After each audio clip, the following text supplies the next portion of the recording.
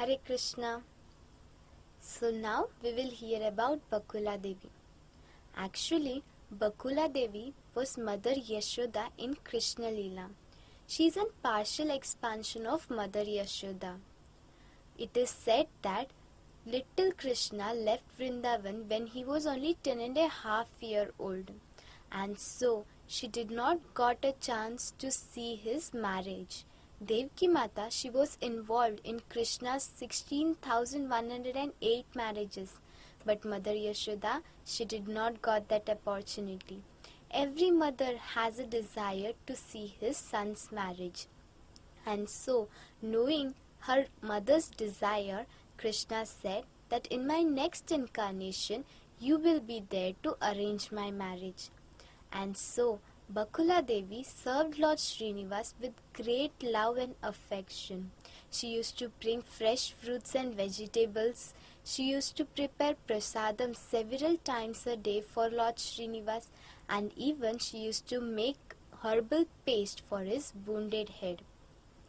She used to talk very nicely with Srinivas, and this affection of motherly love was satisfying Lord Srinivas too. And so Srinivas liked to live in Sheshadri, that is Narayandri mountain, or it is also called as Venkatadri mountain. So now we will hear about Padmavati's appearance.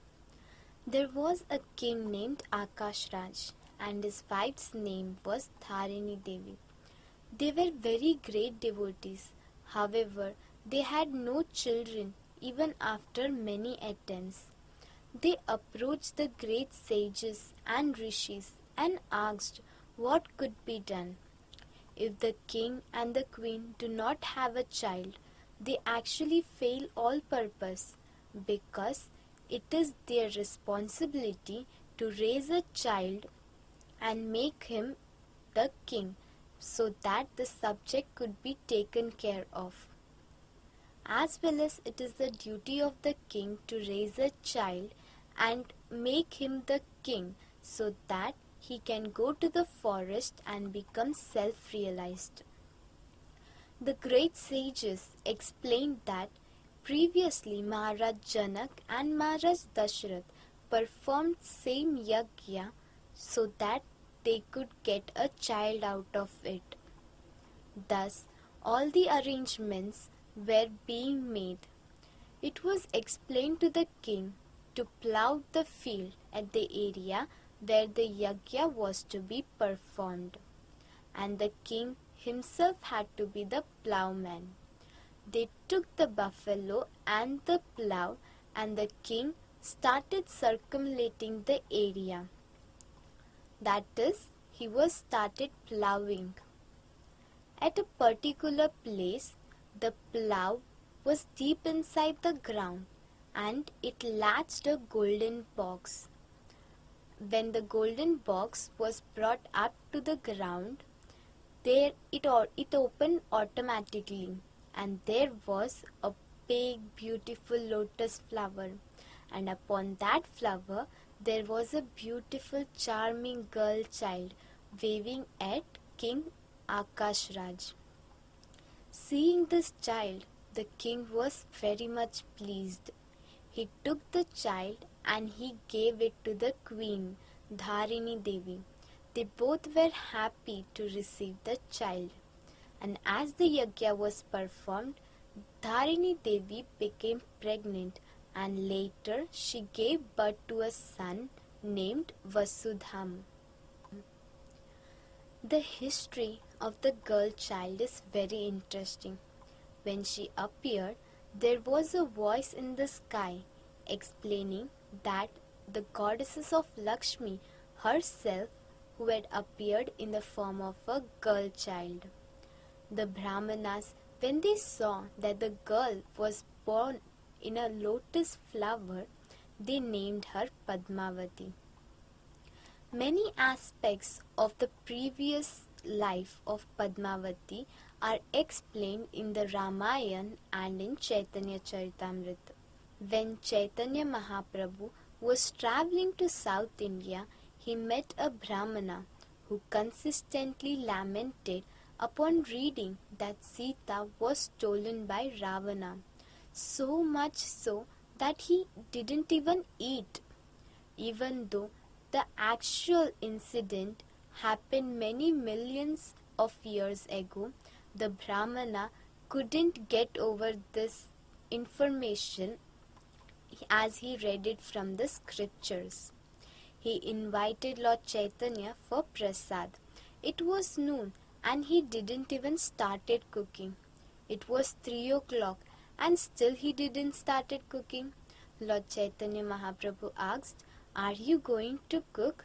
The Brahmana replied, "How can I cook when Sita has been stolen by this Rakshasa Ravan? I should now enter the fire. How can I leave when my worshipable goddesses has been stolen by this Rakshasa?" Lord Chaitanya Mahaprabhu explained, Ravana could not even touch Sita. This was a false illusionary Sita. So you eat. Please believe me. The Brahmana then took a plate. To please Lord Chaitanya, he took prasad. Later on, Lord Chaitanya, he travelled from Madurai to Rameshwaram. But he found within the scriptures, the Kurma Puran, the story of the chaste women. There it was explained that before Ravan could steal Sita, Agni Dev, the fire god, took the real Sita and replaced her with the illusionary Sita when she was stolen by Ravana. Later on, when Lord Ram killed Ravana and conquered the Lanka, that is Sita Devi, was asked to give the test of Sati, chastity. And when Sita Devi gave the test, at that time Agni Dev, he replaced the Sita with the original Sita. Further details of this Puranic expressions are that there was a great sage named Kushadwaj, and he was performing a yagya. From his chanting of Vedic hymns, a beautiful young girl was born. She was a partial expansion of Lakshmi Devi. He named her Vedavati. Her father understood that she was a very special person and that no one was fit to marry her except Lord Vishnu himself. He told Vedavati that you should go to the jungles of the Himalayas and perform tapasya with your mind fixed on getting only Vishnu as your husband. She was so beautiful and her charm was so glorious that many of the greatest king and princes were coming before her begging to marry. But she would tell them all, "My mind is fixed on the lotus feet of Lord Narayan. I will accept no one else." She performed tapasya for many years. One day, Ravana happened to be flying in his airplane over her head. When he saw the beauty of Vedavati, he was enchanted. He landed his plane, came before Vedavati, and said, "You are so beautiful, and I am so great. I am begging you, marry me now. I cannot live without you. I am the king of Lanka. I have conquered Indra, all the demigods terrible in fear of me. I will make you the prominent queen of my entire kingdom, and I will give you all richness and opulences. Come with me and be my wife." Vedavati very respectfully told him, "I am sorry, sir, but it's not possible. I have fixed my mind on Lord Vishnu and will accept no one else but Vishnu as my husband. If he does not accept me, then I will give up my body." Ravana then asked, "Who are you?" She replied, My name is Vedavati, and my father is the great Brahman sage named Kushadwaj. Ravana told her then it would be a good match because my father is Vishrava and my mother is Keshini and my grandfather is Pulatsva Muni, who is the son of Brahma. Pulatsva Muni is a very great Brahmana, so there is no incompatibility. Ravana then continued, "Beside that, if you do not agree to marry me, then I will take you by force." She explained to him, "My life is for Vishnu and Vishnu alone."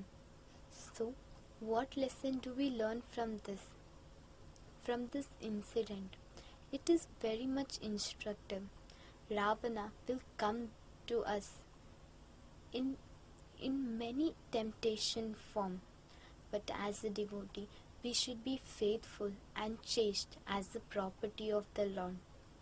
Whichever way Ravana tempts us, however Maya challenges us, threatens us, we must remain faithful even at the cost of our life to serve our dearmost Supreme Personality of the Godhead.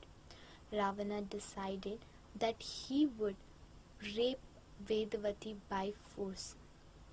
As he came to embrace her, Vedavati very intensely meditated on Agnidev, the fire god, who immediately appeared in the form of blast of fire.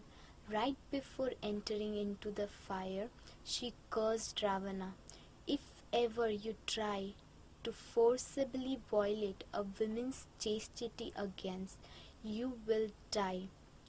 And a chaste woman like me will be the cause of the destruction of your entire dynasty."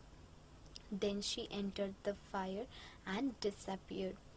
When she entered the fire, Agnidev personally brought her into his own care, in his own planet. Later on, Ravana, with the help of Marich, tried to kidnap Sita in Panchvati. Marich took the form of a golden deer, and Ravana, who was already completely addicted to the idea of Sita just by hearing the beauty from Surpanakha, had his plan in his mind. Ram and Lakshman were forced to go away from Sita in the forest by Marich the deer. Then Ravana disguised himself as a sadhu to beg alms from Sita, knowing that Sita is always charitable to those who are in distress.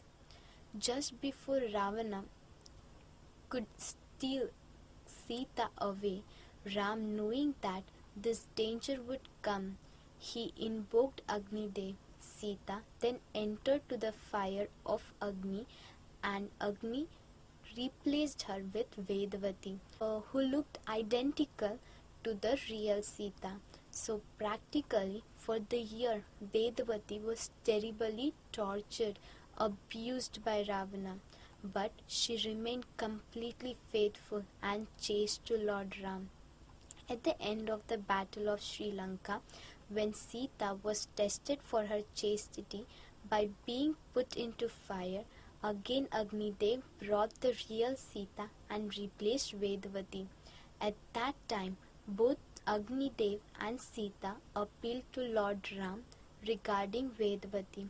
"For the kind of service she has offered you, you should accept her as your wife. She has done so much penance to receive your mercy. Take her as your wife." Sita begged Ram to take Vedavati as her co-wife, but Ram said, "No, in this life I would accept only one as my wife, but in my next incarnation I promise that I will marry Vedavati." And thus the same Vedavati was appeared in the form of Padmavati this time.